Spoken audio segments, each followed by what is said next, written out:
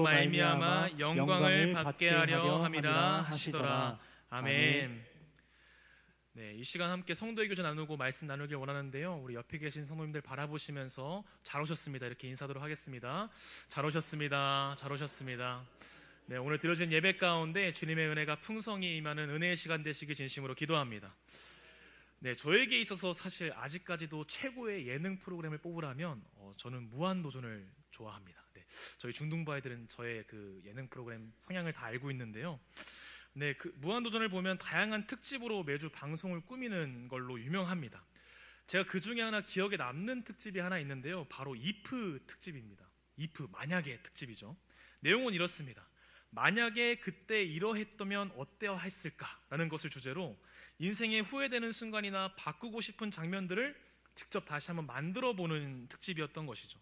예를 들면 박명수가 B형 간염에 걸려서 못 일어났다면, 네, 하하와 결혼한 별이 노홍철과 결혼을 했다면, 박명수가 국민 MC였다면, 이렇게 같이 예능 프로그램에서는 웃기기 위한 장면들을 만들기 위해서 이러한 주제들을 선택했지만, 사실 이 if, 만약이라는 주제는 우리가 다시 한 번쯤 생각해 보게 되는 주제가 아닌가 생각하게 됩니다.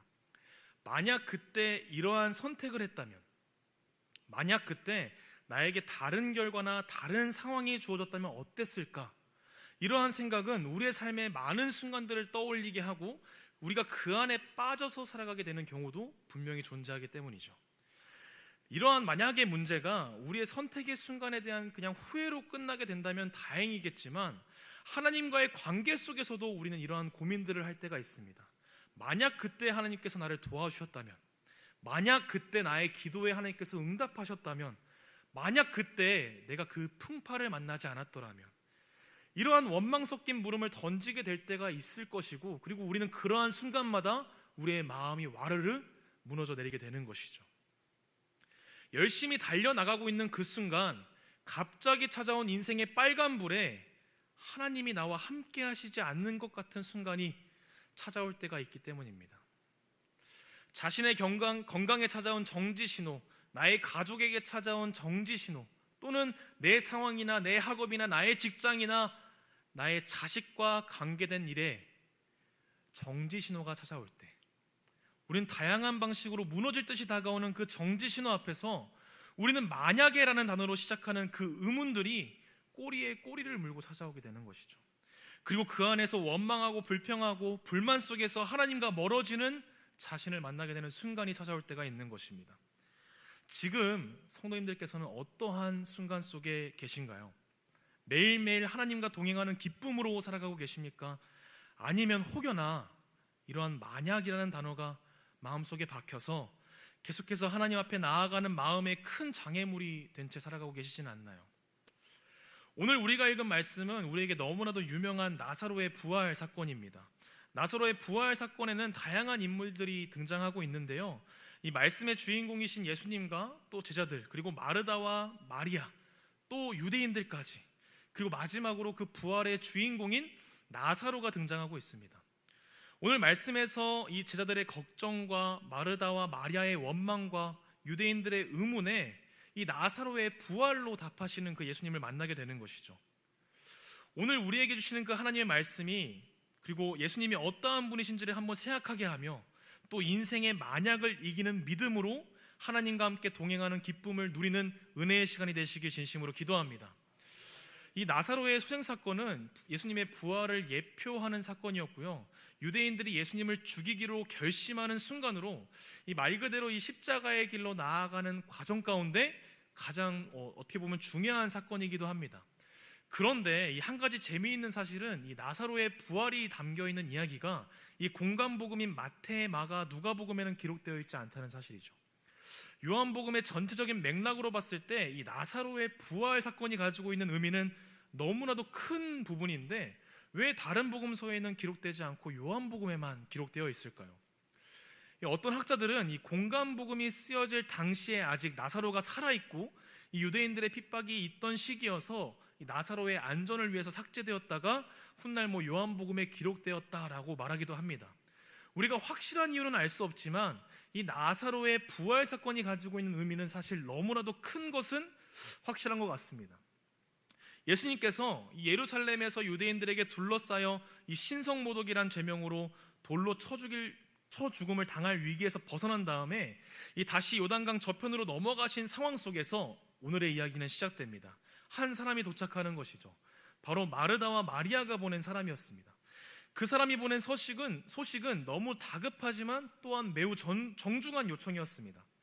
마리아와 마르다는 병든 자를 치유하시는 그 예수님의 능력을 확신하고 있었기 때문에 단순히 정보 전달의 목적보다는 다급히 도움을 요청하는 상황이었겠죠.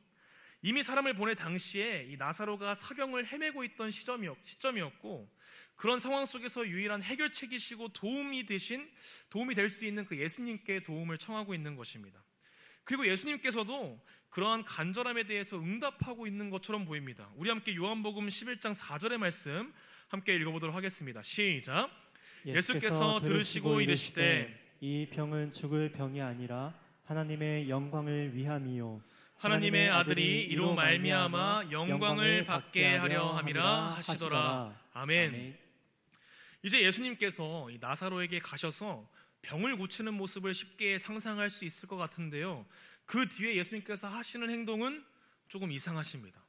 한시가 급한 상황에서 계시던 곳에서 이틀 동안 더 머무시고 그 이후에 이 제자들과 함께 베다니를 향해 가시기로 결정하시는 것이죠.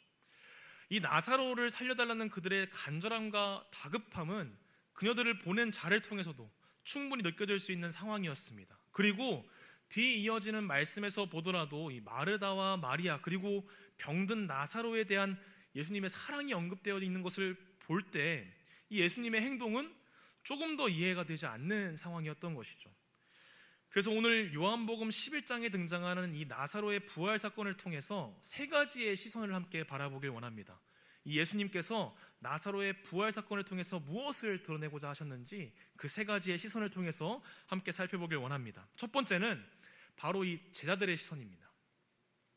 이 나사로가 있던 곳은 베다니라는 곳이었는데요, 요한복음 11장 18절에 보면 이 예루살렘과 이 베다니 사이의 거리가 오리, 바로 2km밖에 떨어지지 않은 거리라고 기록합니다.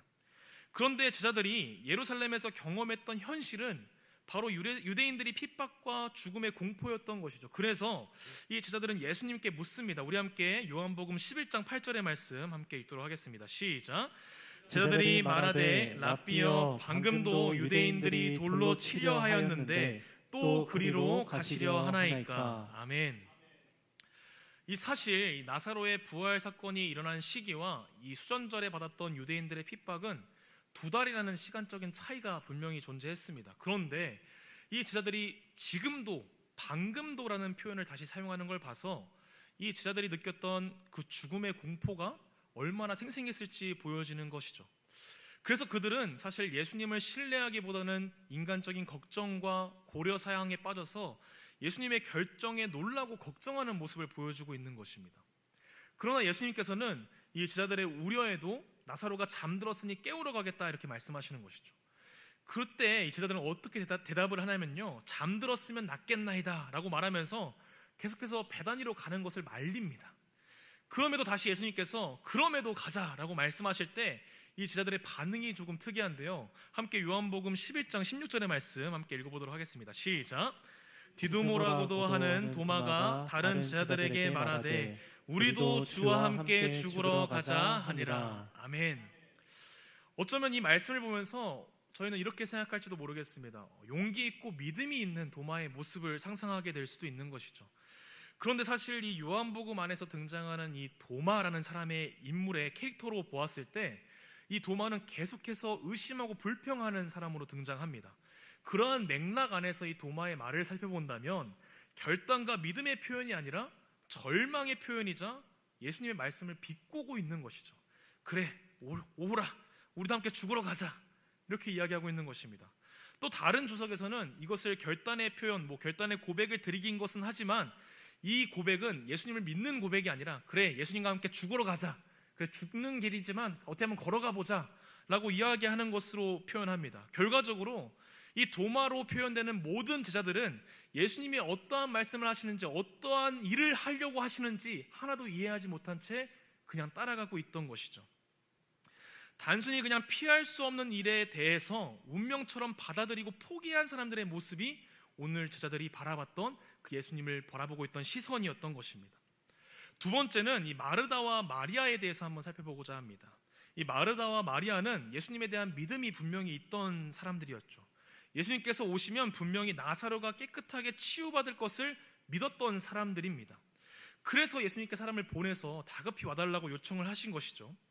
그런데 예수님에 대한 믿음을 분명히 가지고 있던 그들은 예수님께서 분명히 오시면 이 불안하고 절망 가득한 이 시간을 한순간에 뒤엎어 주실 것이라고 굳게 믿고 있었을 것입니다. 그러나 그 믿음은 하루가 지나고 이틀이 지나고 나사로가 죽게 되었을 때 결국 그 믿음이 전부 무너지게 되는 것이죠. 그렇게 예수님이 뒤늦게 오셨을 때 마르다는 어떠한 마음으로 있었나요? 우리 요한복음 11장 21절의 말씀 함께 읽어보도록 하겠습니다. 시작.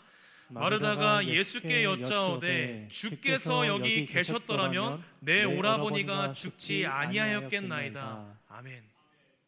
지금 무슨 이야기를 하고 있는 것입니까? 주님 왜 이제 오십니까? 조금만 더 일찍 오셨다면 제 오빠가 죽지 않았을 텐데 왜 지금 오십니까? 이렇게 예수님께 원망 가득한 첫인사를 꺼내고 있는 모습을 우리가 보게 되는 것이죠. 그리고 또 뒤이어 22절에 이렇게 고백합니다. 그러나 나는 이제라도 주께서 무엇이든지 하나님께 구하시는 것을 하나님이 주실 줄을 아나이다. 그리고 24절에 또 이렇게 고백합니다. 마르다가 이르되 마지막 날 부활 때에는 다시 살아날 줄을 내가 아나이다. 무슨 이야기죠? 우리가 이 말씀을 보면서 마르다의 믿음에 되게 감동받을지도 모르겠습니다. 그러나 이 마지막 날 부활에 대한 이 마르다의 확언과 믿음의 고백은 예수님의 가르침과 일치하는 듯이 보이며 그녀의 믿음을 드러내는 것 같지만 사실 이 마지막 날에 대한 그리고 부활에 대한 가르침은 이미 바리새인들을 통해서 이미 유대인들의 공통적으로 가지고 있는 믿음, 어떻게 보면 전통 속 안에서 그들이 가지고 있던 믿음과 별반 다르지 않았던 것이죠. 마르다는 계속해서 자신이 알고 있다고, 예수님을 알고 있습니다, 내가 믿음을 가지고 있습니다 라고 고백하고 있지만 사실 그 마르다가 가지고 있던 믿음은 마르다에게 아무런 능력이 없는 말씀이었고 아는 것이 그녀에게 하나도 위안이 되지 않았던 것입니다.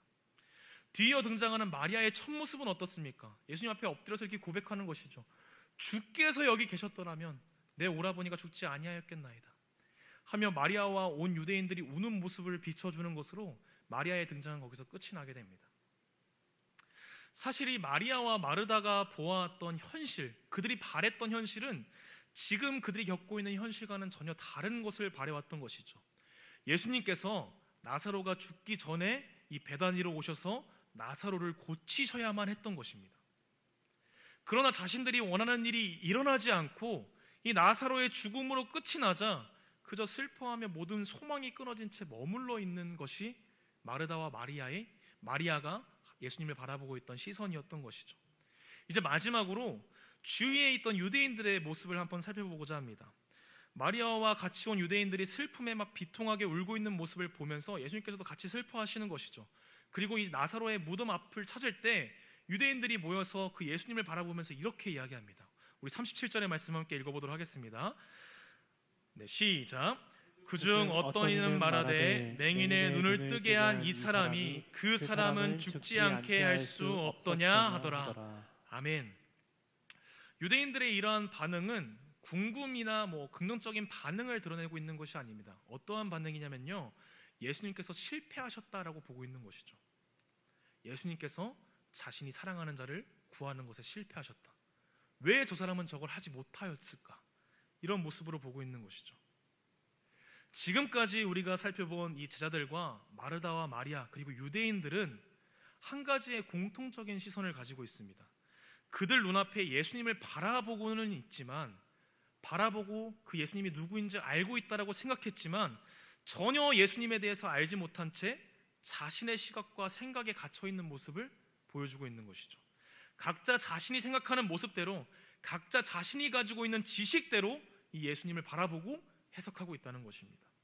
그런 그들에게 예수님께서 이 마르다와의 대화를 통해서 계속해서 자신을 드러내십니다. 입술에 머문 신앙, 자신의 생각과 지식만으로 판단하는 그 마르다의 믿음을 지금 여기서 부활을 주시며 지금 이 자리에서 여전히 함께 하시며 놀라운 능력의 주님이 되시는 그 예수님에 대한 믿음으로 옮겨놓고자 하시는 것이죠. 우리 함께 오늘의 말씀 25절과 26절의 말씀 함께 같이 읽도록 하겠습니다. 시작. 예수께서 이르시되 나는 부활이요 생명이니 나를 믿는 자는 죽어도 살겠고 무릇 살아서 나를 믿는 자는 영원히 죽지 아니하리니 이것을 내가 믿느냐. 아멘. 예수님께서는 마르다의 계속된 고백, 아나이다, 내가 주님을 압니다, 내가 주님을 압니다 라고 말하는 그 대답을 바꾸어서 이제 이렇게 질문하십니다. 네가 믿느냐? 마르다의 현주소는 병든 자를 고치시는 예수님, 하나님께 구하면 하나님께서 주시는 예수님을 안다는 것, 부활은 먼 훗날 미래에 있을 막연하게 알고 있는 그 지식에서 머물러 있는 것이죠. 그런데 예수님께서는 이제 그러한 지식에서 벗어나 눈앞에 있는 예수님을 바르게 바라보게 하고 싶어 하시는 것입니다. 그렇게 눈앞에서 죽은 나사로가 다시 사는 것을 세상이 보게 하시고 지금 그곳에 계시는 그 하나님의 아들, 구원자이신 예수 그리스도를 바라보게 하는 것이죠. 이 슬픔 속에 빠져있던 이 마르다와 마리아에게 죽음 속의 위기로 걸어가시는 그 예수님을 보면서 절망하던 그 제자들에게, 그저 실패자로만 바라봤던 그 유대인들에게, 각자의 지식으로 설명되지 않는 현실에 물음을 던지고 있는 그들에게 예수님께서는 자신이 죽음을 이기실 구원자 그 예수 그리스도이심을 드러내신 것입니다. 우리가 성경 안에서 고난의 대표적인 인물을 바라보고 있는 사람이 한 사람이 있다면 욥을 이야기합니다. 그가 받은 고난과 고통을 사람의 생각으로 이해할 수 없고 하나님의 뜻에 이렇다 저렇다 확언할 수 없는, 정말 이해할 수 없는 고통으로 우리가 생각하고 있는 것이죠. 우리는 말씀을 통해서 이 하나님과의 사탄의 대화를 알고 있음에도 이 욥에게 임하는 고통을 바라보면서 우리는 불합리하다고 느낍니다. 뒤이어서 이 수많은 지면을 할애하면서 이 욥이 겪었던 그 고난에 대한 정답을 찾기 위해서 욥과 세 친구의 대화를 계속 이어지고 있는데요. 그 모든 대화를 보고 난 이후에도 무엇 하나 이 고난에 대한 뚜렷한 해결책 하나 없는 현실을 보게 되는 것이죠. 그리고 욥은 그 앞에 서서 부르짖습니다. 하나님, 제가 왜 이렇게 아파해야만 하나요? 그때 욥에게 하나님께서는 자신을 드러내십니다. 자신이 어떠한 분이신지, 또 수많은 3년 정도 되는 그 모든 지면을 할애해서 하나님이 어떠한 분이신지 계속 드러내시는 것이죠. 그리고 그 위대한 주권자이신 하나님이 욥에게 말씀하셨을 때 욥은 이렇게 고백합니다. 욥기 42장 5절의 말씀 제가 읽어드리겠습니다. 내가 주께 대하여 귀로 듣기만 하였사오나 이제는 눈으로 주를 배웁니다. 아멘. 욥은 자신의 고난과 고통 속에서 자신이 가지고 있는 하나님의 지식으로 내가 아는 하나님에 대해 말하며 자신을 변호했지만 그의 결론은 무엇입니까? 귀로 듣기만 했던 제가 이제 눈으로 하나님을 바라봅니다 라는 고백과 함께 회개하고 있는 것이죠. 자신이 알고 있다고 믿었던 그 모든 것을 내려놓고 더 크고 높고 위대하신 그 하나님을 인정하고 하나님 앞에 겸손히 엎드리게 되었을 때 그에게 평안이 찾아오게 된 것입니다. 오늘 본문 속에서 이 제자들과 마르다와 마리아, 그 유대인들은 자신이 생각하는 하나님과 그 예수님 안에서 모든 상황을 바라보았고 그 속에서 예수님의 말씀을 자신의 생각대로 덧붙이고 잘라내어 그들이 만들어낸 틀 안에서 예수님을 바라보고 있습니다. 제자들은 그들의 지식 속에서 예수님을 바라보고자 했고요, 아직까지도 인간적인 생각과 지혜로 그 예수님의 길을 막고자 했습니다. 그리고 제자들은 불안에 떨며 죽음으로 향해 들어가는 모든 것을 자포자기하는 마음으로 예수님을 따라갔던 것이죠. 마르다와 마리아 그리고 유대인들이 생각했던 예수님은 나사로가 죽기 전에 극적으로 도착하시는 예수님이 나사로를 병에서 이겨내게 하는 것만 생각한 채 그것이 실패하자 슬픔과 비통함에 빠져있는 그 모습만 보여주고 있는 것입니다. 그러나 그들의 생각과는 다르게 예수님께서는 병들어 있는 나사로의 치유가 아닌 죽은 나사로의 부활로, 그들이 아는 지식에서 넘어서 진정한 예수님, 죽음을 뛰어넘으시고 곧 생명이고 부활이신 그분, 그 하나님 예수님을 바라보게 하는 것입니다. 우리는 지금 어떠한 계획 가운데 살아가고 계신가요? 나의 생각과 나의 지식으로 만들어진 그 계획을 어쩌면 하나님의 계획이라며 생각하며 기대하고 소망하며 살아가고 있지 않나, 오늘 말씀을 돌아보며 생각하게 됩니다. 이 만약이라는 의문으로 우리가 주님을 재단하며 우리의 상황을 도우시지 않는 그 주님에 대해서 원망하고 있지 않나 생각해 보게 되는 것이죠. 오늘 본문에서 예수님께서는 우리의 지식과 우리의 생각을 깨트리시고 그 안에 지식이 아닌 믿음을 가지고 살아가는 그 삶을 향해 우리를 초대하고 계시는 줄 믿습니다. 제임스 패커가 지은 하나님을 아는 지식에는 이러한 글이 담겨 있습니다. 책 한번 보여주시겠어요? 이러한 글이 담겨 있는데요. 만일 당신이 역승강장에 서 있다면 기관차와 열차들이 끊임없이 운행되는 것을 지켜볼 수 있을 것이다. 하지만 모든 운행에 대한 전반적인 계획에 대해서는 잘 모른다. 그러나 역의 전자통제실에 가보면 이런 모든 움직임이 무엇 때문에 이루어지는지 분명히 알게 된다. 흔히 사람들은 하나님이 우리에게 지혜를 주실 때 바로 이런 식으로 보여주신다고 생각하는 실수를 범한다. 그들이 정말로 하나님과 가까이 동행하고 있다면 자신이 통제실 안에 있게 될 것이다 라고 생각하는 것이다. 그런 사람들은 왜 하나님이 이러저러한 일들을 허락하셨을까 골똘히 연구하느라 많은 시간을 보낸다. 그러나 이 점에 대해서 잘못 생각하는 일이 없도록 하라. 물론 하나님이 어떤 원리로 우리를 인도하실 때 특별한 신호를 통해 그 인도를 확증해 주시기도 한다. 하지만 이것은 우리에게 색다른 일이 일어날 때마다 하나님의 은밀한 목적을 판독해 내려가는 것과는 전혀 다르다. 사실 지혜란 이러한 능력이기는커녕 우리가 그런 쪽에 무능력하다는 것을 전제하고 있다. 그렇다면 하나님이 우리에게 지혜를 주신다는 것은 무슨 의미인가? 그것은 마치 운전하는 법을 배우는 것과 같다. 당신은 왜 길이 좁아졌는지 혹은 그처럼 심히 구불구불한지 묻지 않는다. 당신은 단지 나타나 있는 상황을 제대로 보고 지나가려고 애쓸 뿐이다. 운전을 잘하기 위해서 눈을 크게 뜨고 앞에 무엇이 있는지 정확하게 지켜보아야 한다. 이제 말씀을 정리하고자 합니다. 오늘 말씀에서는 인간의 계획과 생각으로 알게 된 그 예수님에 대한 지식으로 예수님을 바라보고 있던 다양한 시선들을 바라보게 되었습니다. 그 시선들 속에는 예수님은 정확한 시간을 맞추지 못했고 그들의 필요를 채워주지 못하고 그들이 원하는 상황과는 동떨어진 예수님의 모습만 있을 뿐인 것이죠.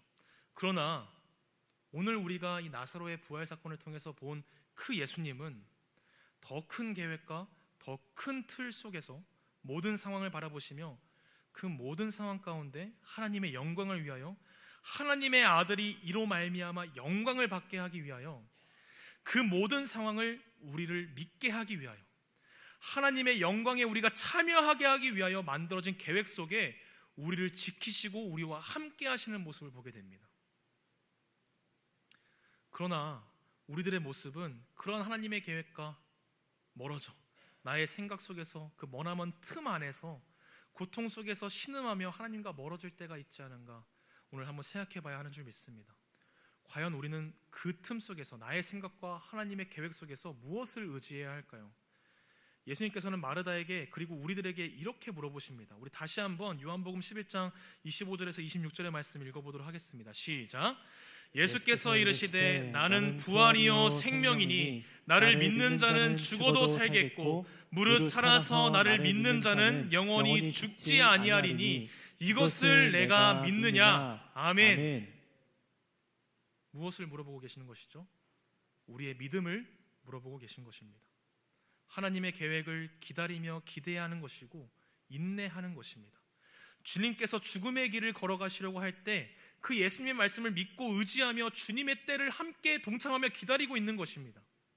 나사로의 죽음 속에서 고통스러워하고 슬퍼하는 와중에도 끝까지 주님을 기다리는 것입니다. 여기에 전자통제실 앞에 서서 모든 움직임을 바라보고 이해하려고 힘쓰는 것이 아니라 나에게 주어진 그 길을 똑바로 바라보고 그 길을 믿음으로 나와 함께 하시는 주님을 바라보며 지금도 이 세상을 통치하시고 주관하시는 그분의 뜻이 지금도 살아서 역사하고 있다는 그 사실을 믿는 것입니다. 만약이라는 질문 앞에서 내 마음이 흔들리고 무너지려 할 때마다 선하신 주님의 계획을 믿고 한 걸음 한 걸음 주님과 함께 걸어가야 한다는 것이죠. 우리의 계획과 하나님의 계획 사이에 정지 신호와 같은 그 틈 속에서 우리가 만약이라는 의문으로 슬픔과 비통함에 주저앉아 있는 것이 아니라 그 틈을 믿음으로 채워 넣으며 유대인들과 마리아와 마르다의 삶에 나사로의 부활을 경험하게 하신 그 주님이 지금 나의 삶에 임하셔서 나의 삶 가운데 주님의 기대와 주님의 능력으로 채우실 것을 기대하며 지금 이 순간을 살아가는 것입니다. 내가 하는 것을 전부 내려놓고 주님을 인정하고 믿고 신뢰할 때 나는 지금 이 상황을 알지 못합니다. 그러나 주님께서 선한 길로 이끄실 것을 믿습니다. 라는 그 전적인 무지를 주님 앞에 고백하고 믿을 때 주님께서 그 길 가운데 놀라운 하나님의 영광을 보게 하실 것이고 그것을 통해서 우리를 믿게 하시고 그 안에 기쁨을 찾게 하실 줄 믿습니다. 우리가 우리의 삶 가운데 다가오는 정지 신호 앞에서 만약 그때 도와주셨더라면, 만약 이런 일이 일어나지 않게 해주셨다면, 만약 나에게 알려주셨다면, 이러한 질문들로 나의 삶을 채워가고 계셨다면 오늘 이 시간 그 마음을 다 내려놓고 우리가 그 안에서 다시 한번 우리가 할 수 있는 것을 하길 원합니다.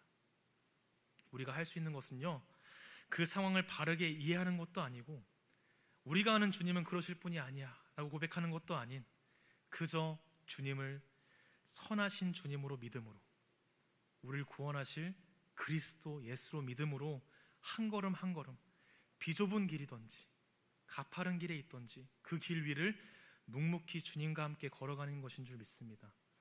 우리의 마음이 그러한 결단을 할 수 있는 은혜의 시간 되게 진심으로 기도합니다. 이 시간